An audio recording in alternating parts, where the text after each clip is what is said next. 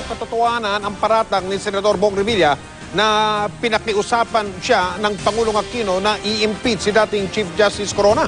Giniit ni Budget Secretary Butch Abad na ang talumpati ng senador ay pang-iinsulto sa Department of Justice. Ayon naman kay Secretary Laila de Lima, matibay ang kanilang ebidensya kaugnay ng pork barrel scan. Mula sa Palasyo ng Malacanang, nakatutok live si Salima Refran. Salima.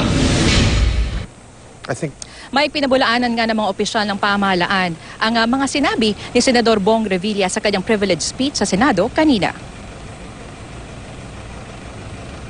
Sa isang text message, pinabulaanan ni Department of Budget and Management Secretary Butch Abad na kinumbinsi daw ni Pangulong Aquino si Senador Revilla na i-impeach si dating Chief Justice Renato Corona. Sinasabi ni Revilla na kasama raw si Abad, pati na sina Pangulong Aquino at DILG Secretary Maroha sa pulong sa bahay pangarap kung kailan nangyaring umano'y pangungumbinsi. Sabi ni Abad, wala raw itong katotohanan. Hindi raw ito gagawin ni Aquino at hindi rin daw niya i-expose ang sarili sa mga walang basehang akusasyon. Ang kwento ng umano'y breakfast meeting ay unang lumutang sa isang kolum ni Dante Ang sa pahayagang The Manila Times sa Oktubre.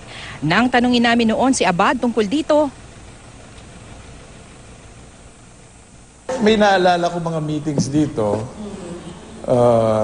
kasi many legislators asked to see the president. I mean, there's nothing unusual about senators and congressman. What's wrong about? ang sabi naman ni DOJ Secretary Laila de Lima, pang-iinsulto at pangmamaliit sa Department of Justice at National Bureau of Investigation ang privilege speech ni Revilla kanina. Hindi raw niya alam kung saan nakuha ni Revilla ang balitang track-track ang kanilang ebidensya. Saan kaya niya yun nakuha?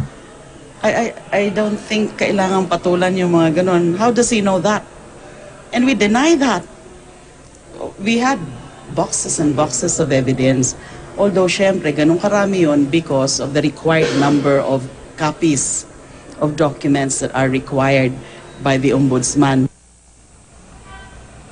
Question ni Revilla ang pagiging state witness ng whistleblower na si Ben Hurluy dahil korte lamang daw makakapagdeklara nito. Pero nanindigan din si De Lima na qualified si Luy bilang state witness.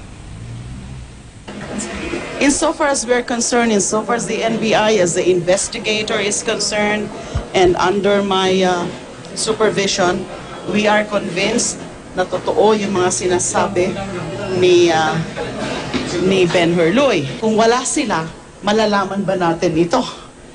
So, insofar as we're concerned, they are qualified as state witnesses. Samantala, Mike, ay naghihintay tayo ngayon dito nga sa Palasyo ng Malacanang para sa isasagawang press briefing anumang oras ni Presidential Communications Secretary Herminio Coloma. Dito inaasang sasagutin na ng Palasyo ang mga aligasyon nga ni Revilla. At yan ang latest mula nga dito sa Palasyo ng Malacanang. Mike? Abangan natin yung press briefing. Maraming salamat. Salima Refran.